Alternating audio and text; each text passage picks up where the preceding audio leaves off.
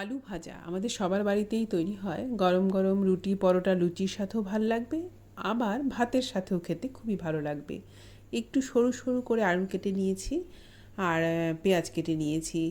তেল গরম করে একটু কালো জিরে ফোড়নে দিয়ে এবার আলু পেঁয়াজ কাঁচা লঙ্কা সব একসাথে দিয়ে লবণ হলুদ দিয়ে কিছুক্ষণ ঢাকা দিয়ে রাখবো।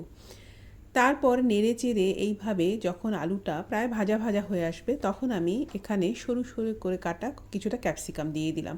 আবারও অনেকটা সময় ধরে আলুগুলোকে ভেজে নেব। আমি যেহেতু এটা রুটির সাথে সার্ভ করব, আমি একটু মিষ্টিও দেব। এবার দুটো ডিম এইভাবে একটু বিট করে নিয়ে হালকা হাতে আলুর ওপরে দিয়ে এভাবে নেড়ে দিতে হবে। খুব বেশি নেড়ে একেবারে ঘেঁটে ফেলা যাবে না। একটু ঝাল দিলাম, লাল লঙ্কার গুঁড়ো দিলাম, একটু মিষ্টিও দিয়েছি। আরও কিছুক্ষণ ভাজা ভাজা করে একেবারে শেষ পর্যায়ে সুন্দর গন্ধের জন্য দিয়ে দেব গন্ধরাজ লেবুর পাতা। তৈরি হয়ে গেল আলু ভাজা।